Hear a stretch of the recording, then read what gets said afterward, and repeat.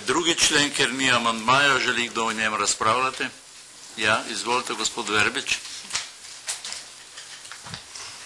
Hvala lepa. K drugemu členu je bil podan amandma. Ni ga. V prvi točki 3. odstavka 6. člena. Ja, se nanaša na ZPR-1. To je vašem gradivo. Tako je. Ja, ampak ni formalno vložen amandma. No. Ja. Mislim, formalno je vložen.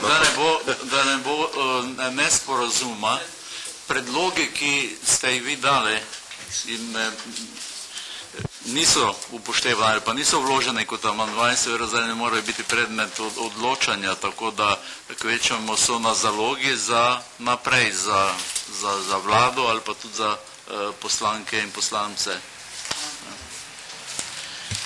Hvala lepa, pa vendarle, če dovolite, lahko. Ker razprava je o drugem členu. Hvala lepa. Še enkrat se zahvaljujem cenjenemu odboru za gospodarstvo, da je soglasno sprejel podporo vključitvi predstavnikov, strokovnih predstavnikov Vseslovenskega združenja malih delničarjev v sam postopek priprave novele zakona o prevzemih, ki ga je pripravilo Ministrstvo za gospodarstvo. V največji meri smo večkrat tudi javno podprli predloge. Pri prvem členu ste to lahko opazili, tam gre dejansko za pomemben korak naprej, bistveno spremembo, ki bo dejansko izboljšala situacijo in onemogočila izigravanje, ki smo bili priča v številnih primerih. Zato se vam tudi zahvaljujem za podporo odbora pri tej spremembi. Kar pa se tiče seveda drugega člena, pa je VZMD sicer vložilo predlog amandmajev in sicer z namenom uvesti nekatere dodatne minimalne zakonske standarde na področju prevzemne zakonodaje. Tukaj bi zelo na kratko utemeljil samo tisto, kar predlagamo pri drugem členu. Namreč, kar se tiče lastnih delnic, je prevzemni prag v ciljni družbi definiran kot 25% delež glasovalnih pravic v ciljni družbi. Zato je določba prve točke 3. odstavka obstoječega zakona o prevzemih 1 v očitnem nasprotju. Prvič, z določbo zakona o prevzemih 1, ki ureja prevzemni prag, in drugič, z določbami, ki določajo dodatne prevzemne pragove.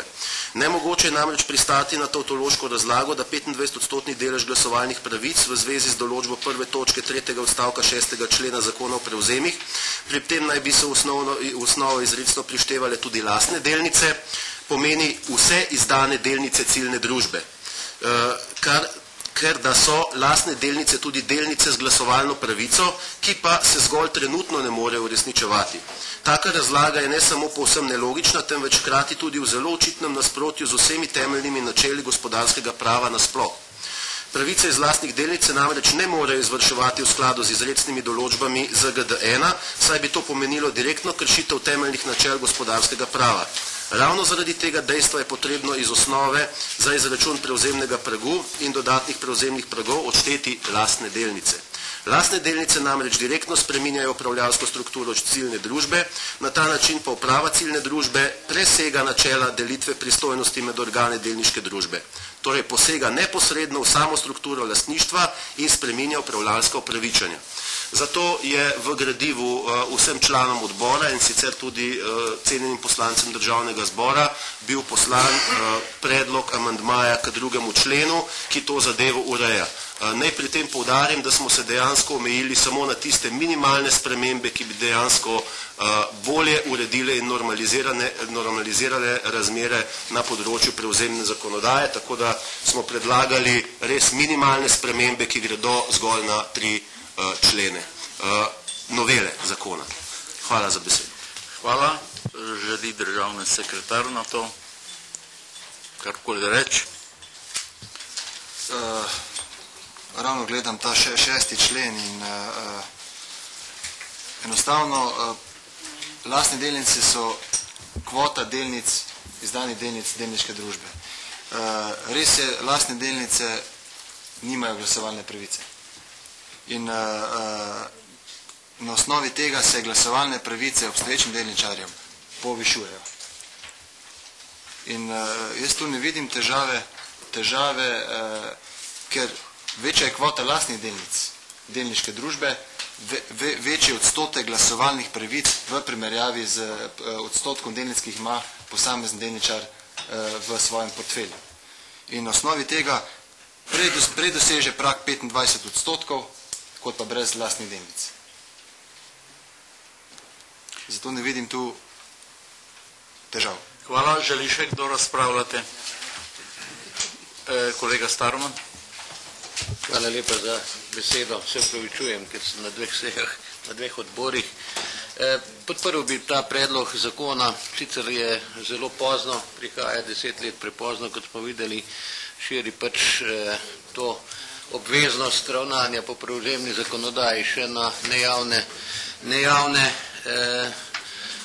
delniške družbe in škoda je, se pravim, da nismo tega sprejeli že pred 10 leti, ker je večina procesa je bila že upravljenega.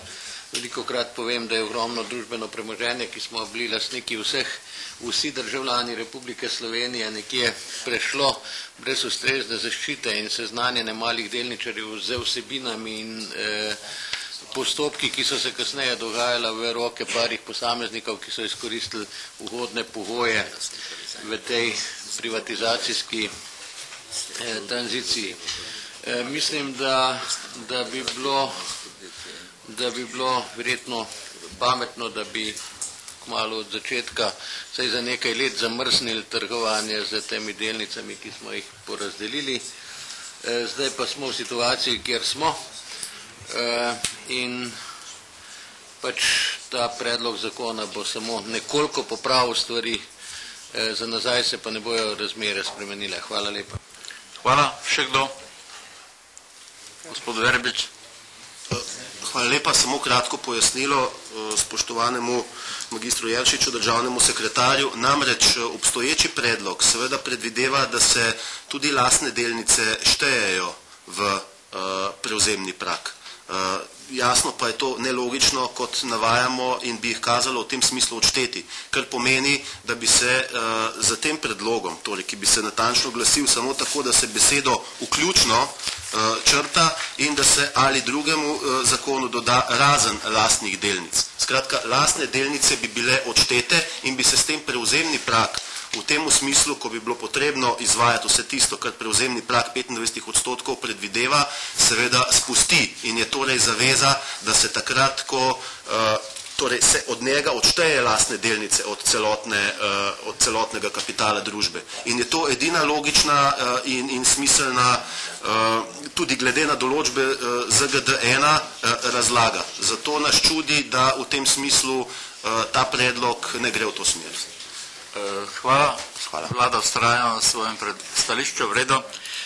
Nihče ne želi razpravljati. Dajem na glasovanje 2. člen. Kdo je za? 1, 2, 3, 4, 5, 6, 7, 8, 9. Je kdo proti?